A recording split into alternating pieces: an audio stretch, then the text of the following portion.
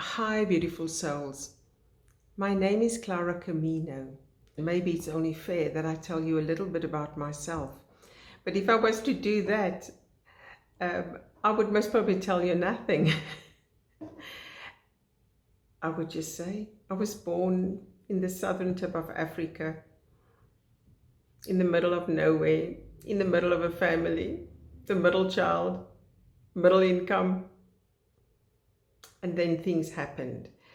Because there isn't just one thing that shaped who we are.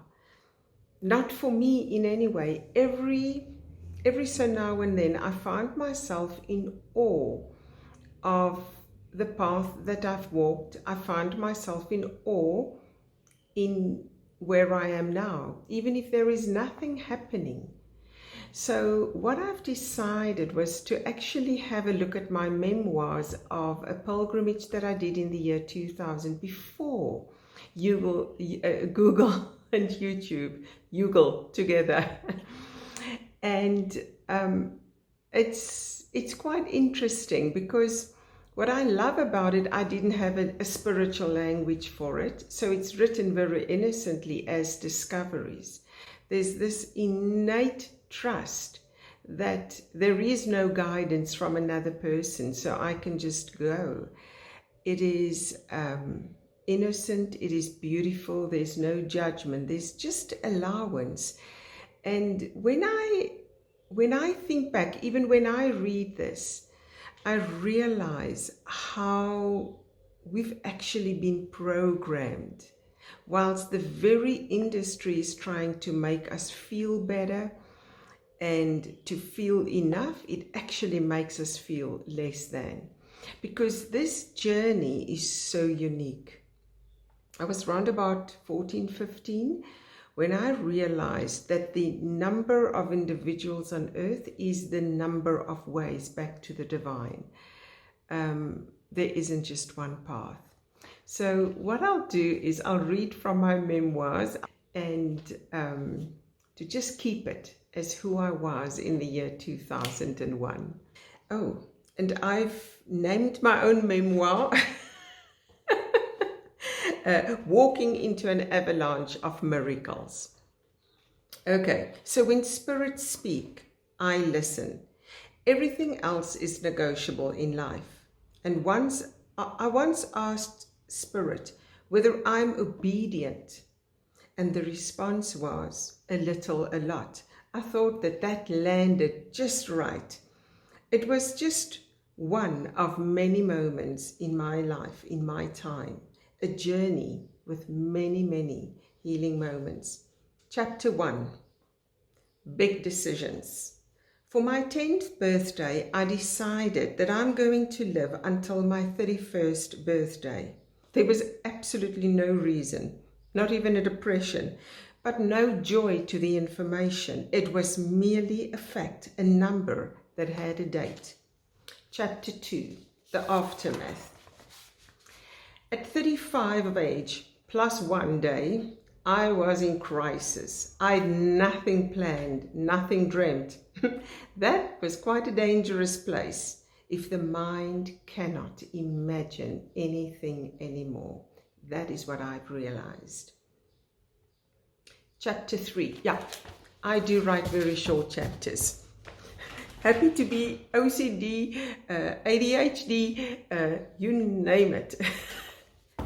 Hang it on, label it, because I don't label myself, I just love it. Okay, the action plan. I woke up with one question: what now? I was so blown by my own nothingness that I decided to go shopping. I'm 35 years of age and 1 day. My belief was natural and neutral. I had no issues about it. Between being surprised or shocked, I was actually also a little bit confused to make sense of it once I started to ponder upon this day. Chapter 4, The Guidance. I entered a bookshop and I was immediately drawn to a book. I picked it up and the book said, "Don't buy me." Oh, I did love books in those days.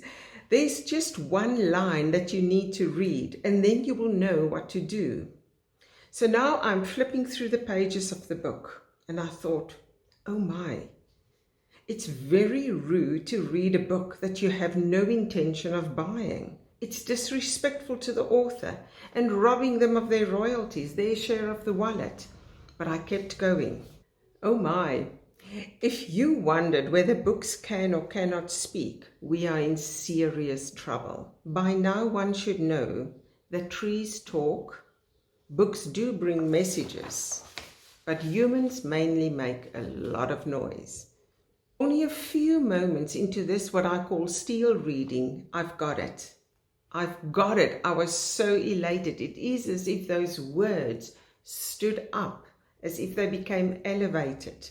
And it says, and pilgrims to this day walk the way. This is how I recall the story of a book that did not want to be bought and the beginning of a life-changing journey. For the next 6 months, I searched for information, travel guides, books on this pilgrimage that I had to do. And for 6 months or more, I couldn't find one bookshop, not even second-hand bookshops or travel agents that knew about the Santiago de Compostela Camino. Well, not here in South Africa, in the southern tip of Africa. But that didn't stop me. Spirit spoke and I acted. The travel agent booked my first flight to Santiago in Chile. I nearly fainted when I saw the cost of that ticket. I asked them to redo to a different Santiago in Spain.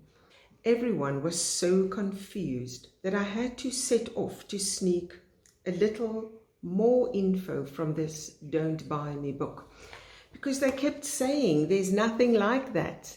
And then I found in one of those Michelin green travel books 2 little lines in one of my dad's travel books. And I thought, there it is. Oh, gosh. At least I thought, now I need to go find out, where do I start? Where is the line that I need to walk? And then I found it to start in Saint-Jean-Pied-de-Port in the south of France. I would walk from there along Lyon, Burgess, towards Santiago de Compostela, and then on to Finisterre. Slowly but surely, I gathered a wealth of information. I would relish in each and every discovery that I made along this beautiful way. Discovery 1. The Camino is a metaphor for life. Without any further ado, I came to the conclusion that I was born without a manual, and so I relinquished the search for a tourist or travel guide, as I thought the Camino was intended to get your guidance straight from above. So be it. I abruptly halted all research and attempts to find a guidebook, and everything I started asking towards the divine, what I now call the upstairs department. Discovery number 2. The intent with which one walks the Camino determines how the ley lines will offer their assistance. Some walk it for architectural beauty, and they need lots of camera memory. Some cyclists to test their athletic abilities, and they streamline through the little towns, and then they torpedo into Compostela, almost sideways with a stopwatch in their hand. And as for me, I only knew one objective, one mission, one question, one search, so no inner dialogue confused the importance or the clarity of what I am about to do. You walk the walk, you walk the way of the pilgrim to reduce the distance between the human heart and that of the divine. Discovery 3. I did not know who James was then, and I still don't know. And after looking it up for a couple of times, I still can't tell you whether he was the one with the ear thing or not. But anyway, when I don't remember things, it means it has no relevance for me. So off I go. Chapter 5, Obedience. I left Johannesburg, South Africa, and arrived in Madrid, Spain. The language was such a barrier that after a full way of trying to negotiate a train ticket to Saint-Jean-Pied-de-Port, I decided to take a taxi. For some unknown reason, I could not manage a train-bus combination.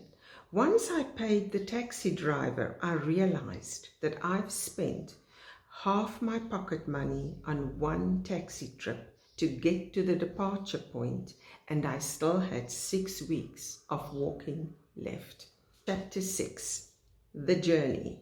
After much here too and there too, back and forth, I found the refugios for pilgrims. I also did climb a little bit of the Pyrenees before I realized I was going in the wrong direction. Because remember, I just started. Anyway, I was so grateful for a safe and warm bed, and I still was in awe of everything. The different languages fascinated me, and no one could speak English. And I discovered that I am Clara. To compensate for the rather steep climb of the Pyrenees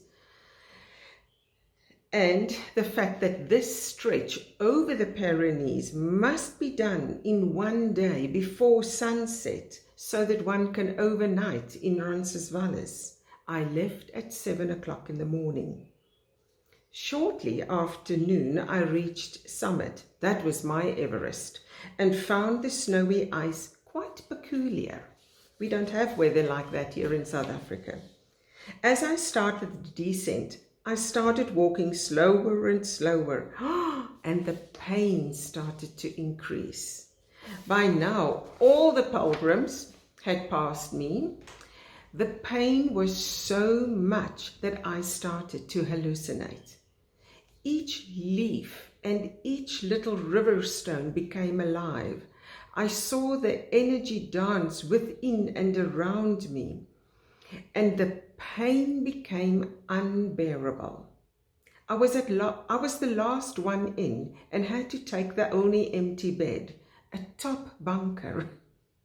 I climbed to the top and decided to wave dinner goodbye, but rather to focus on breaking my fever. Each pilgrim was in their own zone. I tried to sleep. I tried to be warm. I tried not to cry. The pain never left. The pain stayed, and sometimes more intense and sometimes less intense, but it was always intense. Where others had blisters and bruises, I radiated health, except for the white lines of pain around my face. My pain became the new norm. Others saw it, but dared not ask, something for which I was grateful. Just one little kind word, and the floodgates to my pain would have opened like a monsoon out of season. Nothing about this pain made sense. I walked alone, I walked in silence. Despite the pain, I also walked with a song in my heart. I started meeting familiar faces. In the mornings, I left at a reasonable hour to compensate for my slow walk. In those quiet stretches between towns and farm fields, my heart sang songs of joy. I even loved the smell of the animals along the route. It felt both foreign and euphoric and familiar, and I wondered what such pain could serve a human being. After about 2 to 3 weeks, I met the first English-speaking pilgrim. She then explained to me that the fellow pilgrims are amazed that I never go off track. They never see me consult my little Camino book, and whenever they find their way again, they see that I am already on track. I was so happy. At last, I can talk to someone. But they were more curious about my Camino book that seems to be more accurate than theirs. And then came discovery number 4. All pilgrims had a guidebook in their mother tongue. Well, clearly not all. I was not even aware that a guidebook existed. What you do not know does not exist for you. Anyway, there's actually a English word that is not ignorance. I once saw that word, but I can't remember it. English isn't my first language. By now you should have known. The E's and R's are just, pick anyone. Where was I? Both my personal belief and my trust in divine guidance was so innocently pure that the divine guides us in and out and through and towards everything was not weird to me. It wasn't even wonderful. It was the only way I knew how to live. Discovery 5. My reality was shaped by how and what I think, and my personal belief that intuitive guidance is the purpose of the pilgrimage, and that it would give a depth that showed me a life of miracles. Hearing the divine is not always so easy. Sometimes one's own personal issues interfere. It was mentioned to me that pilgrims require a stamp to show that they have walked through these little towns. Obedience and attention to detail got a little bit entangled, and I ended up entering every pub en route from 9 o'clock in the morning to get a stamp. I just love it. I don't even drink that much. My little pilgrim passport looks stunning and of course overstamped. And I just smiled when I realized. When my fellow pilgrims asked why I had to enter every pub starting so early in the morning. It wasn't to drink. Discovery number 6. Learning the difference between my thinking and intuitive knowing from the divine takes practice. Mistakes will be made, but it can be fun. Fellow pilgrims came and went, but my physical pain, a constant companion. On this sacred journey, I saw beauty, kindness, caring, and in the evening, we fellow pilgrims dined together. An old man came up to me, insisting to carry my backpack. The count on the horse would offer me accommodation or pay for my meals, or I would find a posy of little white fairy lilies placed somewhere remotely in the middle of the road, and I just knew that they were meant for me. Beneath these ley lines, life was blissful. I stood in awe of the great spirit of generosity that trickled from unknown sources and people. The more miracles came and more miracles came. My legs started packing up really bad, and I decided to take a short bus trip, eagerly counting the small towns not to take it too long of a bus ride. But I fell asleep, and when I woke up, I've missed my stop. Totally confused and in a little bit of a panic, I showed the bus driver some coins in my hand. He understood that I wanted to pay for the extra journey and to exit the soonest. I stepped off the bus in Santo Domingo. I closed my eyes and did a 360-degree turn, and then I would ask the divine for the direction to the closest refugio, and there where I would feel to stop, I would open my eyes, and of course, I walked straight into an old church, doors wide open, with a beautiful bell tower, and on the top floor a large room with rows and rows of beds for the weary pilgrims. My friend from Brazil welcomed me with open arms and announced that we need a bottle of red wine to celebrate our reunion. She left, and I went to write in my little journal. And then that inner voice said, "Close your journal and go to your bed. You can finish later." and I obediently stood up. I was about to step into the bell tower when a gracious elderly lady explains in perfect English that she is looking for someone that speaks English and that has pain in their legs. Discovery 7. When you think that the floodgates are taking unbearable pressure, they are. I cried, I sobbed, I cried and sobbed some more, and then I said, I think that's me. She descended like an earthly angel. She came to give me Reiki, and the life returned to my legs.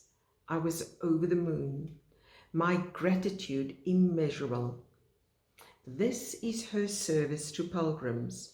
But before leaving, she said, I left a bottle of red wine on the table below, and then my Brazilian friend walked in, disappointed that she could not find any red wine to buy, and I thought. Discovery 8.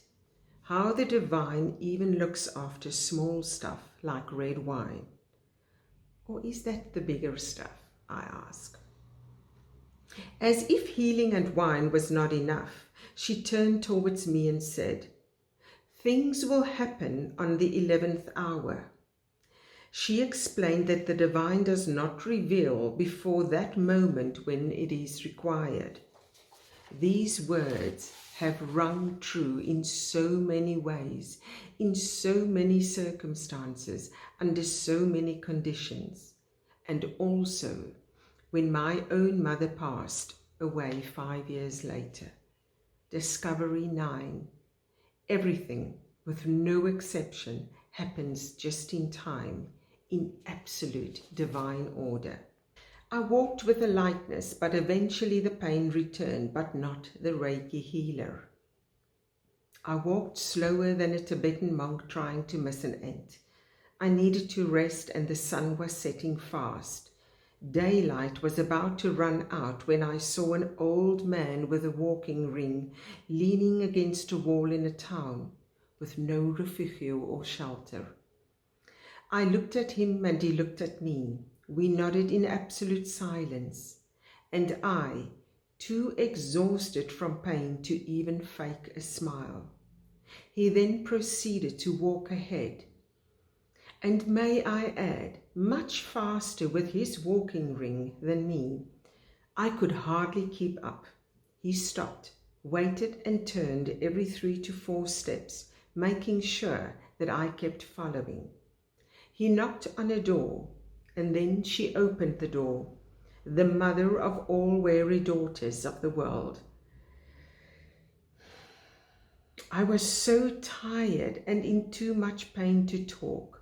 She welcomed me as if she knew. She opened the door and her heart and welcomes me to her warm and loving home. She passed all the other pilgrims and showed me a room with a large double bed, all to myself. She gave me a few moments, then took me by the hand and showed me where I can do laundry and hang my things to dry. When dinner came, she indicated to the others that the pasta dish is for all to share and the wine is extra. To me, she added a little bit more pasta and explained that my glass of wine is on the house. My loving heart expanded and my rib cage cracked wide open. Mothers deserve to be loved. I've never known so much love like that. What I received that day. The next morning, still in her PJs, she came to give me a goodbye hug. And when she saw the morning drizzle and that I did not have a raincoat, she returned with one and made sure that I am dry for the journey ahead. These things may be everyday things to some, but to me they were new. They were kindness not yet experienced, such tender and special moments, as if such loving care has been kept secret until then. I was overwhelmed by gratitude. For days I wondered why and thanked the divine for this universal mother.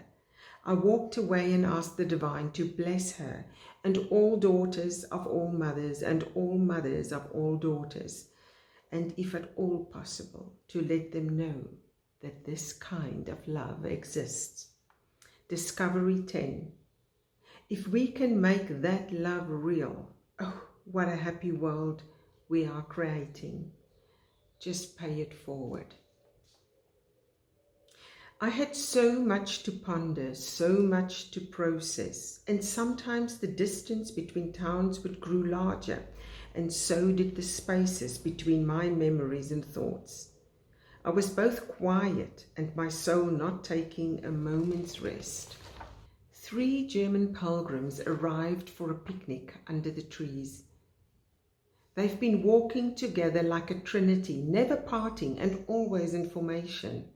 They had these lively discussions about the crucifixion and the church across the square. Nothing made sense to me. I don't understand a thing. They are terribly upset that the church is closed for renovations. I grasp that there is an important correlation between the crucifix and this particular church, yet I do not know why or what. Upon leaving, I decided to honor the church by touching the door knob on the large double doors of the main entrance. As I laid my hand on the knob, the door opened and a monk invites me inside, closing the door promptly. I'm clueless. I'm clueless as to why, what, and I cannot understand one word. I decided to go with the flow, pretending to listen to everything, but actually understanding nothing. I nodded occasionally when he looked in my direction. Discovery 11. Sometimes great things of great importance happen to the innocent, or should I say ignorant, the significance of which we know nothing. Pamplona is closed, I mean the refugio.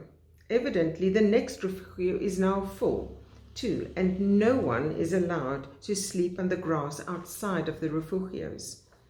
As for me, walking to the next town is not possible. I was pondering whether sitting in front of the refugio would qualify as sleeping. And as I was dreaming my rebellion, the hotelier arranged that a man takes 3 other pilgrims and me to a nearby guest house. What a blessing, I thought. What was about to happen, I could not have known.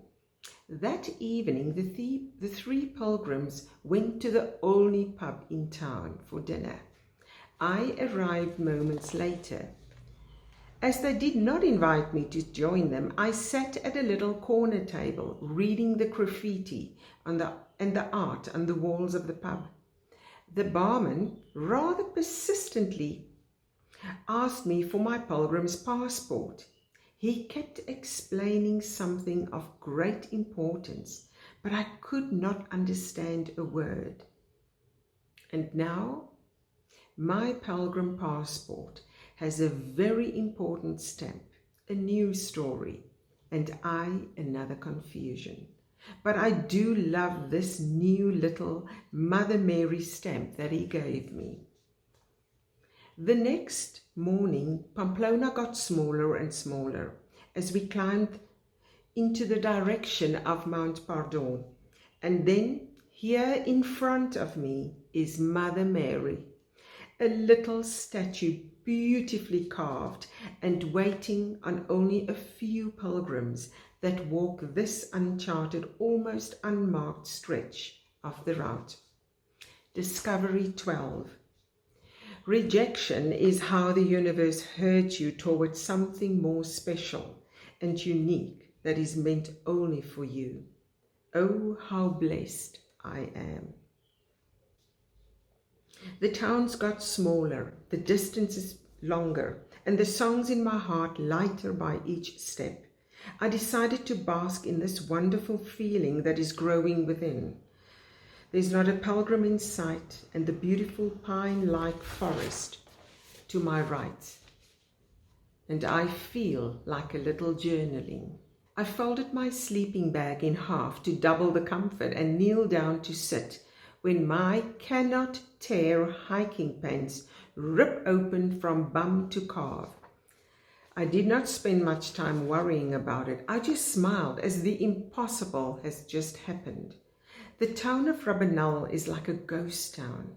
The cobbled roads are clean, the shutters closed, and not even a dog barks. The only sign of life was at the restaurant, and I decided that instead of walking to the next refugio, to rather enjoy a long extended lunch and fix my pants when the refugio opens later that afternoon. With needle and a thread, I mended my only pair of pants, made a few friends, and went to bed early so that I could get a head start. The next morning, it rained and strong winds blew downhill. My raincoat would catch the wind and almost push me back all the way back to the bottom of the hill. I don't know why and I don't know how, but I started to chant, "I am Ramtha, I am of the wind," and as if pushed forward against the wind, I walked effortlessly uphill. Discovery 13. I can call on any benevolent being. Wow. From ahead, various pilgrims rushed past me, some angry and clearly upset. I decided to ask the reasons for their fearful expressions. They explained that where they overnighted, the drunken host threatened them and started a fight. In the early morning hours, the pilgrims, feeling unsafe, fled and took shelter amongst the bushes. Chills came down my spine, realizing that was the very place I wanted to overnight, and now I know why my pants got torn. Discovery 14. When a mishap occurs, be grateful as you may be protected from a more horrendous or unpleasant encounter. I much later learned rejection is divine protection. I did not suffer alone. Suffering does that. It makes you notice others, and when you suffer in silence, you see those suffering in silence too.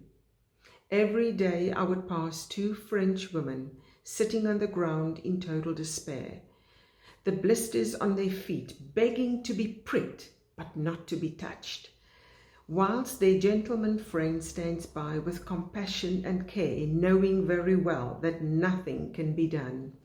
The next day I passed them again. Overwhelmed with compassion, I looked at them, wanting to offer anything to lighten their load. All I had was a little bit of my nothing, and I decided to comfort them in silence with a moment of my nothingness. I asked the divine, "What now?" And the divine replied, "Say nothing. Stand still, and when your eyes meet, send them love from your gentle heart that cares more than what your hands can do. When done, you move forward again." I stood there for a while, quietly, and when our eyes locked, the world released a knowing that is only known to the silence. No words, just being. Discovery 15. Being is more powerful than words. Say less and be more. Walk forward. That evening,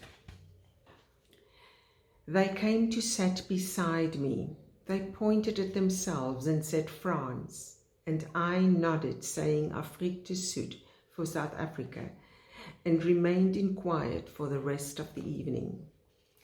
The following morning, they waited for me before they would depart, and I said, "Ding dong, South African Airways are now departing." Being a slow walker, they would wait for me at the beginning of a new day and at the close of yet another painful, tiring day. And for 10 days I would greet them in the morning. Ding dong, South African Airways is now departing.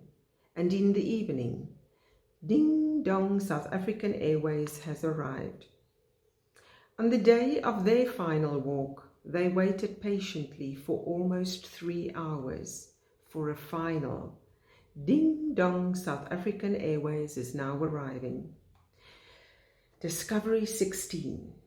Where souls connect within the void, there's oneness from where everything begins. Mother Daisy and her family, Mom, Dad and son, walk 7 days annually, slowly and always in the direction of Santiago de Compostela. She was plaiting her long grey hair into a single pony tail when she looked up, introduced me to her husband and young son, about 5 or 6 of age. We exchanged a couple of words, and then she took my journal and wrote her address down with a little daisy flower, saying that she will meet me again in future. And she will also be waiting for my fellow South Africans. Upon my return, a friend of a friend of a friend came to hear about the Camino. I gave her a shell, packing instructions, shoe suggestions, and to be on the lookout for Daisy. Kid you not. Friend of a friend of a friend returns 18 months later saying, Daisy sends her greetings. Discovery 17. No one you meet are accidental. The universe designs a pattern of coincidences, no matter the time span, no matter the continent. Obedience to the nudge is all that is required. I saw the tall eucalyptus trees first swinging like dancing girls. It happened over there, and then it happened here. I looked around and noticed that I was walking all by myself. There was no one. A storm is brewing. I am in the middle of it all. I was both afraid and I was not afraid, and I had a numbness of not knowing what to do or what is to come. By the time the storm was in full force, I was opposite a house with a large window to the lounge. I walked up to the window thinking that I can ask for shelter, when I noticed the man pretending reading his newspaper. I felt so judged. I felt noticed but not seen, and I decided to continue. As I left that house, my inner voice said, and those are the people of your childhood. There was no judgment, just an observation. Discovery 18. Whoever is in your line of sight, you decide whether to love or not. It is a personal choice. Within seconds, it started to hail. I felt the large hailstones as if being stoned in anger and judgment. Again, I was without direction for a moment, and then a kitchen door flung open. A woman, protecting her young son, points with a short instruction that I can take shelter in the doorway of the garden shed. It is chaos. Hail on the shed roof, whirly-twirly, jerky winds, and I'm thinking, where are the other pilgrims? Are they safe? Why is she protecting her son? And the inner voice said, forgive, forgive. They are not afraid of you. They do not know you. They do not know themselves, and therefore can't trust themselves. They can't see you. They can't hear you. They can't come to rescue you, for they are afraid of life. They are more confused than you, and in that moment their ignorance became mine. As I became them, I forgave a zillion people known and unknown, and there, in the middle of a cold and unpleasant storm, I felt that warm and gentle calmness of acceptance that only love brings. I saw flashes of grown-ups, the ones I wanted to count on as a little girl, the ones that never came, and I forgave them all. I could love them again. Discovery 19. Healing of the heart is instantly, forgiveness even quicker. In my own uneducated style, I threw the questions of my heart towards the heavens and saw how miracles reign in both small and big ways. And I wonder, how can I not love the divine, not look at the heavens for all things beautiful, graceful, kind, and generous? Reaching Compostela, I bumped into the Count, the man on horseback. How random, I thought. He invited me for a seafood dinner at the 5-star hotel on the plain of the Compostela. He extended the invitation to dinner to his groom, a Dutch-speaking girl my age, so that we could chit-chat. Needless to say, the Count and his friend arrived like two models from a men's fashion magazine, and we did not even look fit to sell those magazines on street corners. But they did treat us like two little princesses. I was beyond myself in joy and laughter, sitting in the same clothing that I have been wearing for the last 6 weeks.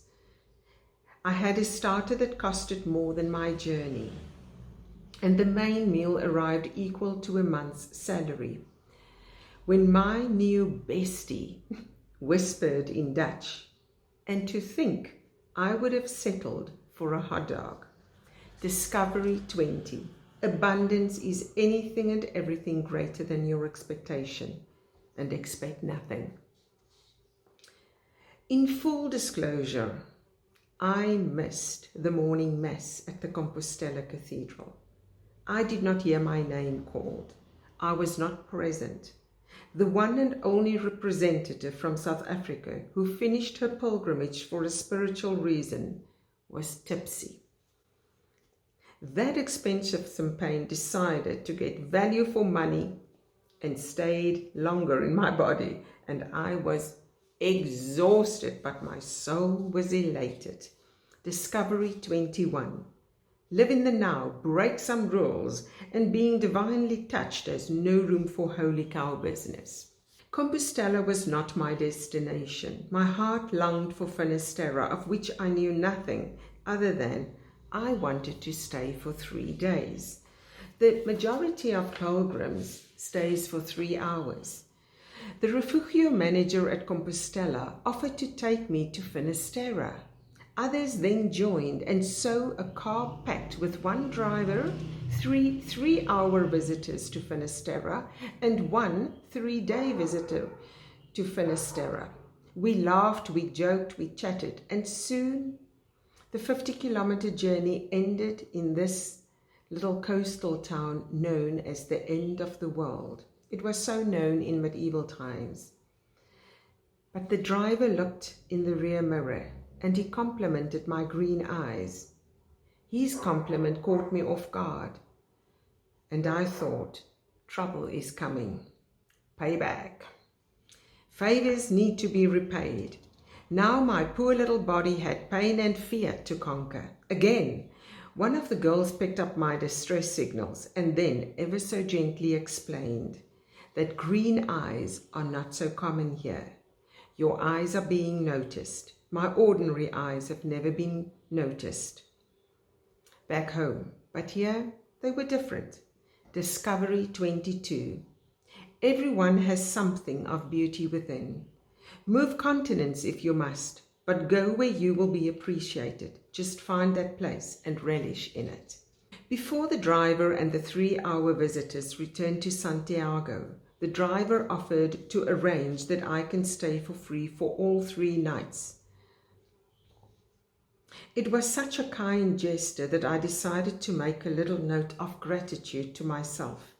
But I had nothing to write on, so I scribbled a couple of words on a napkin when the barman placed 2 postcards indicating that it is a gift to me. I decided to mail myself a postcard and wrote, I am happy for the woman I am becoming.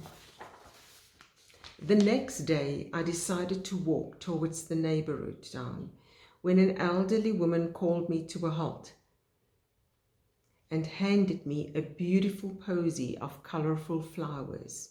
She had handpicked them from her garden. She said something. I accepted the flowers and smiled in silence.